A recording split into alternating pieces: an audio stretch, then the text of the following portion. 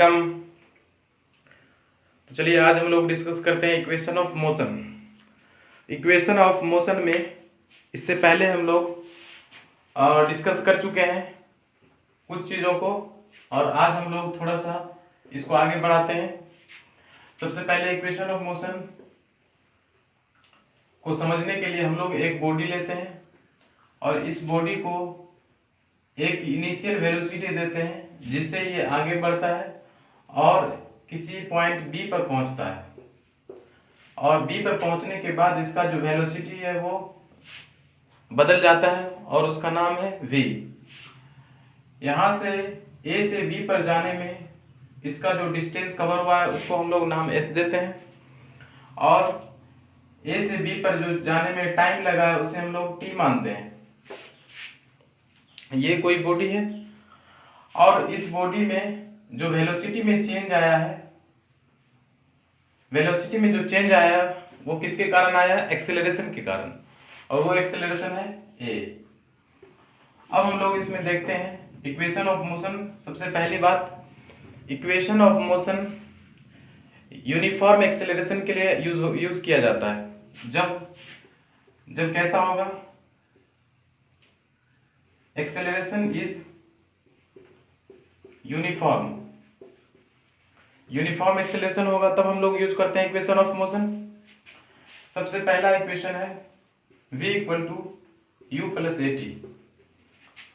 तो सबसे पहला इक्वेशन हम लोग देखते हैं v equal to u plus A t कैसे प्रूफ होगा। तो हम लोग सबसे तीनों इक्वेशन को बारी बारी से थ्योरेटिकली और ग्राफिकली दोनों तरह से प्रूफ करते हैं। तो सबसे पहले थ्योरेटिकली कॉन्सेप्ट को देखते हैं। सबसे पहली बात हम लोग जानते हैं acceleration equal to change in velocity by time. तो एक्सेलरेशन को हम लोग लिखते हैं change in velocity means final velocity minus initial velocity by time. Final velocity minus initial velocity by time. अब यहीं से हम लोग लिख सकते हैं, इसको क्रॉस मल्टीप्लिकेशन करते हैं तो a t equal to v minus u. अगर इस v को इधर लाते हैं तो ये पॉजिटिव हो जाएगा, a t plus u equal to v, और इसी को उल्टा के लिख सकते हैं u प्लस ए टी। ये पहला इक्वेशन ऑफ मोशन है। दूसरा है s equal to U T plus half A T square. s equal to U T plus half A T square. तो इसमें सब कुछ पता है, डिस्टेंस है, टाइम है, इनिशियल वेलोसिटी, एक्सेलरेशन और time.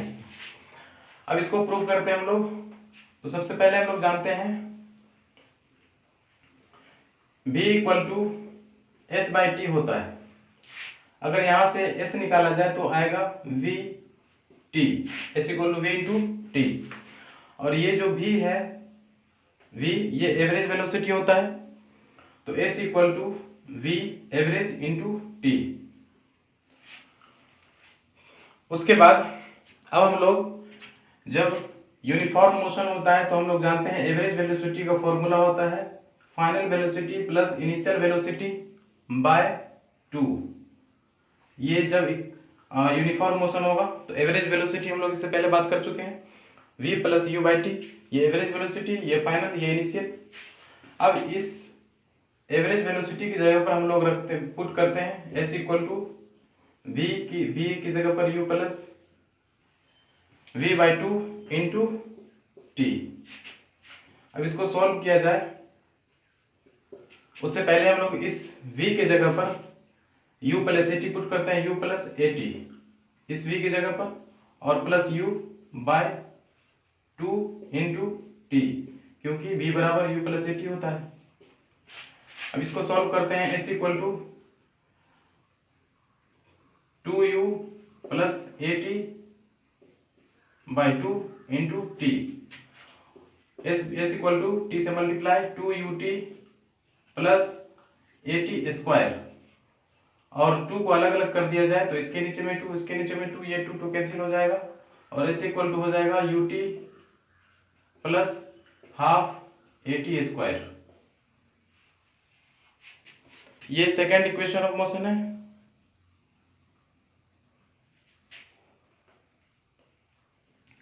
Second equation of motion. अब हम लोग देखते हैं third equation of motion. Third equation of motion है V square equal to U square plus 2as। तो हम लोग जानते हैं S equal to U T plus half A T square. ठीक है, अब इसमें हम लोगों को इस फॉर्मूला में टी नहीं है, तो इस फॉर्मूला से हम लोग को टी रिमूव करना है, टी हटा देना है। तो टी हटाने के लिए हम लोग यूज करते हैं v equal to u plus A t formula होता है, इससे हम लोग टी निकालते हैं तो टी आ जाएगा b माइनस यू बाय ए। इस टी का वैल्यू को हम लोग रखते हैं इस इक्वेशन में, तो हो जाएगा s equal to you t की जगह पर b minus u by a plus half A t की जगह पर v minus u by a का whole square.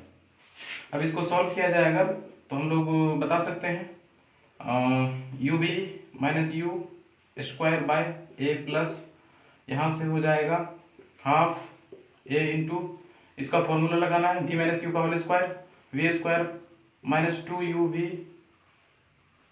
Plus u square by a square से ये कैंसिल होगा। अब इसके बाद हम लोग इसका एलसीएम लेते हैं एस इक्वल टू 2a, यहाँ से 2u v minus 2u square plus solve करने पे हम लोग को मिलेगा ये v square minus 2u v plus u square, ये 2u v cancel, s equal to ये माइनस 2 और प्लस 2 घट के हो जाएगा minus u square plus v square by 2a। अब इसके बाद हम लोग इसी को लिख सकते हैं क्रॉस मल्टीप्लिकेशन के 2as equal to v square minus u square. ये है थर्ड इक्वेशन ऑफ मोशन।